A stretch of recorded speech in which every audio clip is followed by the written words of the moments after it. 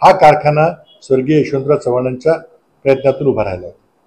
कराड तालुक्याची अस्मिता आहे, त्यामध्ये सभासद योग्य तो निर्णय घेतील. हा कारखाना स्वर्गीय यशवंतराव चव्हाणांच्या प्रयत्नातून उभा राहिला होता. कराड तालुक्याची अस्मिता आहे, त्यामध्ये सभासद योग्य तो निर्णय घेतील.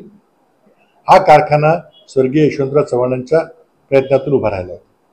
कराड तालुक्याची अस्मिता आहे, त्यामध्ये सभासद योग्य तो निर्णय घेतील.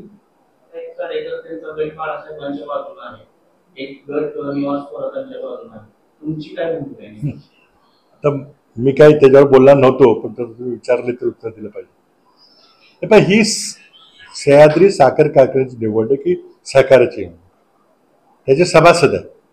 तर ते सभासद दर 5 वर्षांनी आपलं नेतृत्व निवडतात, संचालक मंडळ निवडतात, त्यातला मग चेअरमन होतो आणि कारखाना चांगल्या पद्धतीने चालवायचा प्रयत्न करतो. ही काही राजकीय प्रक्रिया नाही, ही निवडणूक काही राजकीय पक्ष लढवत नाहीये.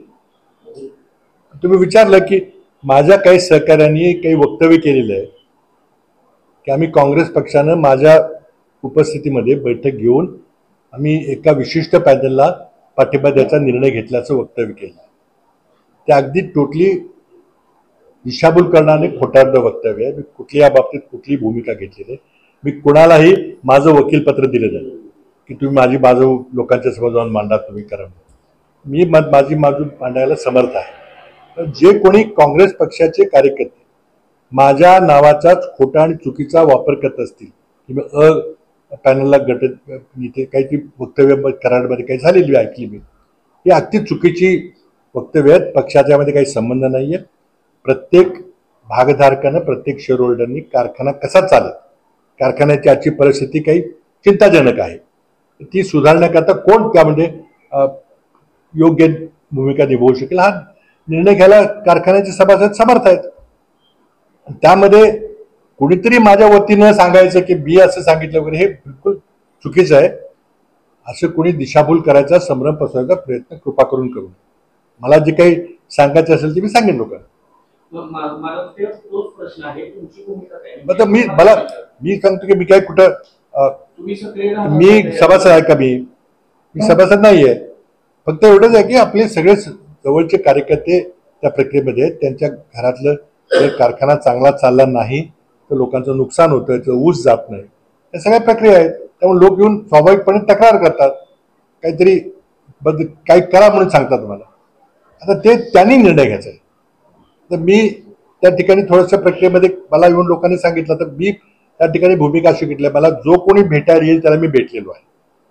कुठल्या गटाचा असेल, एकदा आला, दोनदा आला, प्रत्येकाला भेटलो.